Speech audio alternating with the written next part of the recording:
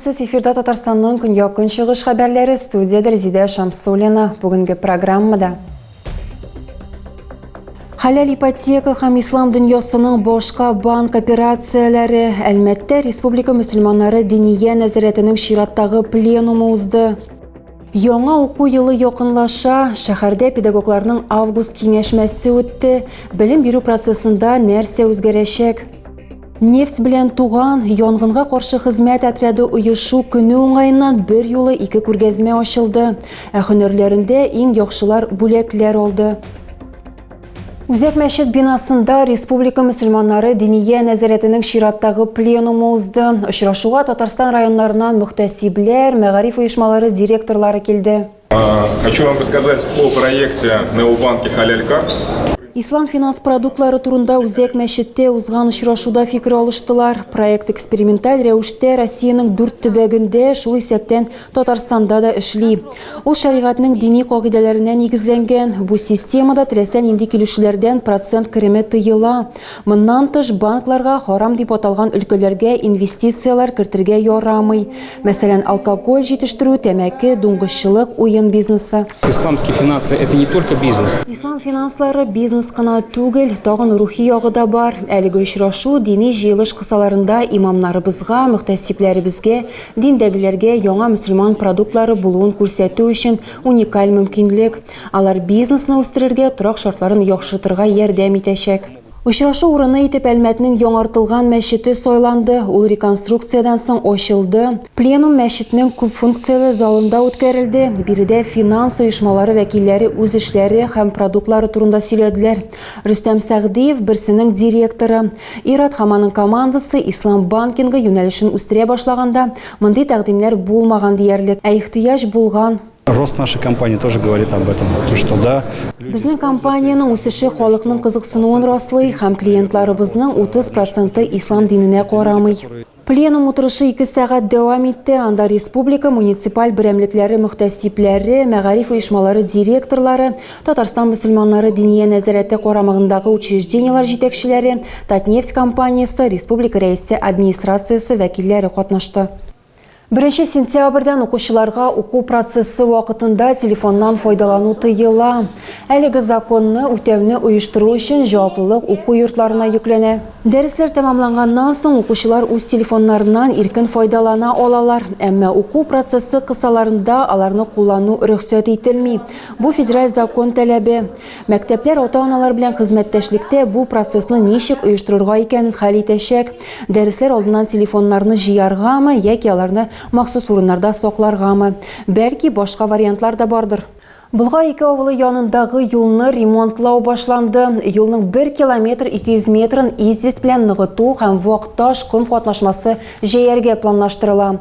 Яңартылган юл якын арада әзер булырга тиеш. Якындагы авылларда яшәүчеләр бу участокка зарланганнар иде. Бигрәк тә яңгырлардан соң безнең чыгарылышларда без авыл халкының проблемасы турында сөйләдек.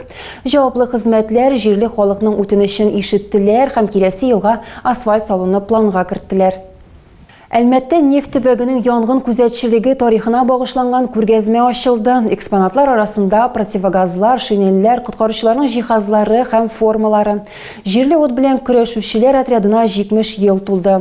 Ул нефть объектларын саклау өчен барлыкка килгән. Экспозиция бәйрәм чараларының бер өлеше.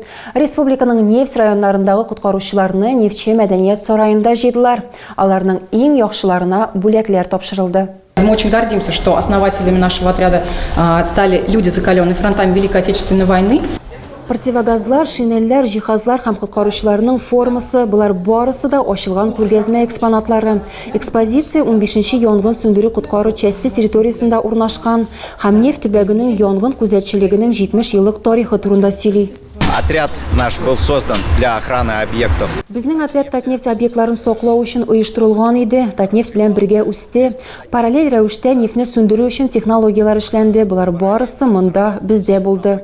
Отрядның туган көнендә тагын бер күргәзмә нефтче мәдәният сарае холлында оештырылды. Монда коткаручылар фотосурәтләре төшерелгән альбомнар, балалар уенчыклары, бәйләнгән янгын сүндерү машинасы.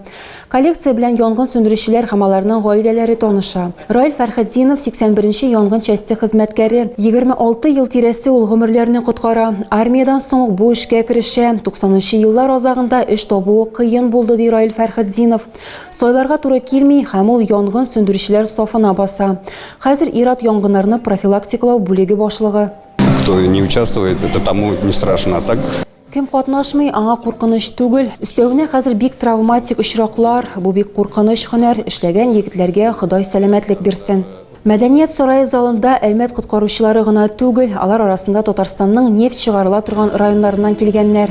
Һөнәрләрендә иң яхшылар бүләкләр алды, алар арасында Гүзәл Валиуллина да бар. Янгын сөндерү бүлегендә хатын-кыз 3 ел элек эшли башлаган, моңа кадәр 10 ел башка өлкәдә хезмәт куйган. Һөнәрен ул янгын сөндерүче әтисе истәлегенә алыштырырга булган. Гүзәл ир-атлар белән гадәттән тыш хәлләр булган урыннарга чыкмый, аның үз хатын-кыз вазифалары. Ул форма, техник корал бирә, территорияның чисталыгын һәм төзеклеген күзәтә. Әмма аның фикеренчә, янгын сөндерү коткару части хезмәткәрләре барысы да бер эш эшли. У нас призвание спасать людей. Безнең бурыч кешеләрне коткару, без гадәттән тыш хәл яныннан узып китә алмыйбыз. Минем белән кызым горурлана һәм шулай ук коткаручы булырга тели.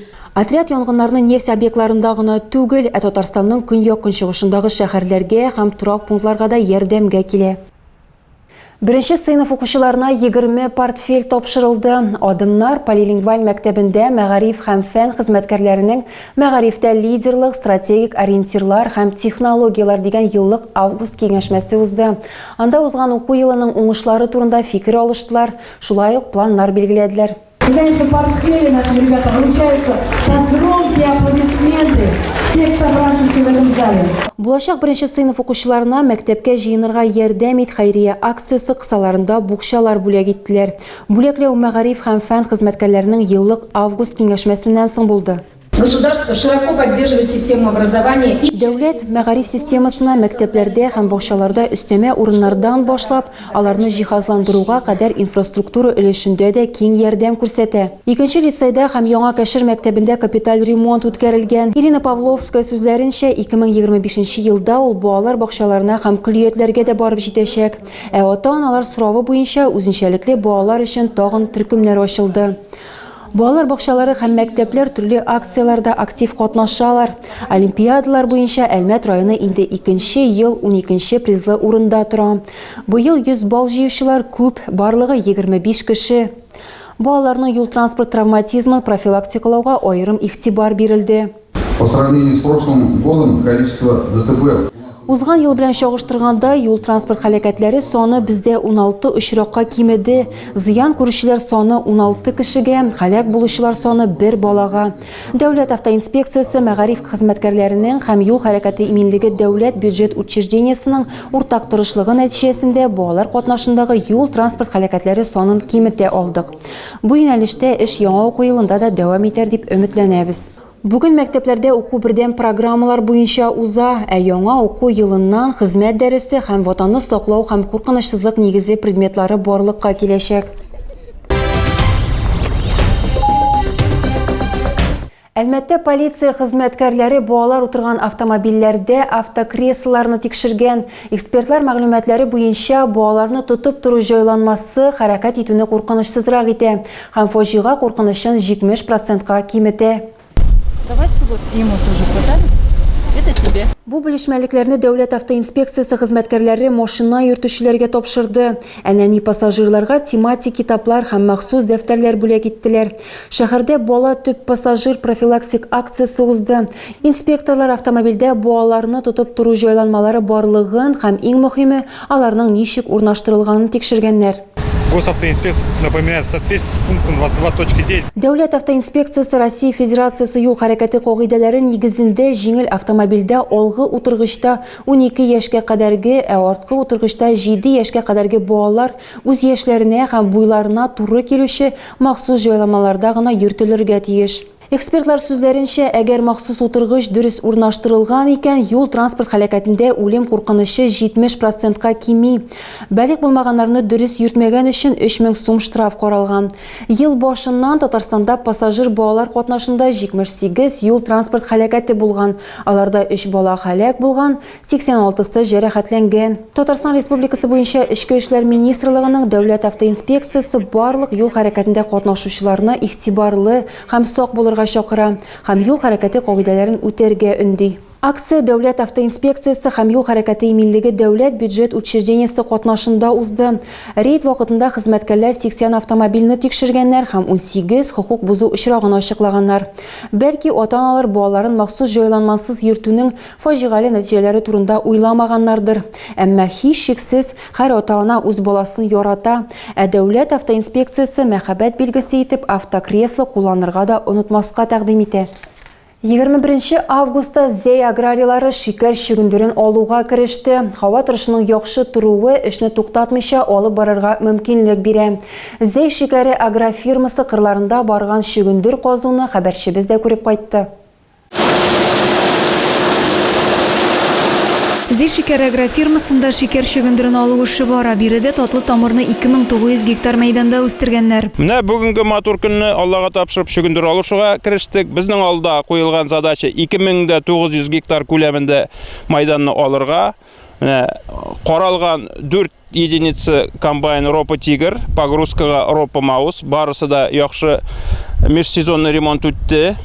Быелгы һава торышы чөгендер өчен уңай килде. Вакытында җылысы да, яңгыры да булды. Шуңа күрә гектарыннан 450 центнер уңыш чыга ди белгечләр. Безнең задание көнгә 3000 тонна шикәр чөгендере казырга. Соңгы 10 көн эчендә Агросила компаниясе бүтін 34 000 гектар жерінде аудит үткәрде басуларның. Аудит негізінде кешегенек 3-ші күнгі даныйлар негізінде енді біздің 450 сетмер бүгін күнде басуда оңышыбыз бар. Шушы 450 сетмер білен кіріп кетеміз орып жеу ішіне шөгендеріне ала башлауға. Иртәдән көннең җылы кояшлы булуына сөенә ул хезмәтчәннәре. Басуда эшне оештыру һава шартларына бәйле шул. Шәйхнур Миникаев бу тармакта 40 елдан артык хезмәт куя, моңа кадәр икмәк суктыруда катнашты. Хәзер чөгендер алу комбайнына утырган. Кайда гына эшләсә дә, алда торучы бурычны яхшы аңлый. Менә монда сахарның стак күп, менә монда чөгендердә. Самый матур чөгендер менә шундый. Стритный чөгендер бу. Аллага шөкер, чөгендерләр әйбәт матур. Әле буларның үсәселәре бар. Әле бөтенесе алда. Әле бүген беренче генә көн. Илгиз Беккинин чөгендер алуда 2нче сезон эшләүгә карамастан куәтле техниканы тиз үзләштергән. Настроение әйбәт инде. Бөтен заправкалар ниләр заправ ителгән, комбайннар ремонтланган. Уңыш әйбәт быел.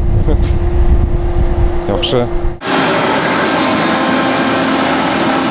Санаулы минутлар эчендә басу уртасында чөгендер табу барлыкка килә. Район басу кырларында быел әлеге культураны 9300 гектар мәйданда үстергәннәр. Бүген 21 августта 3 агрофирмада да татлы тамыр казый башладылар.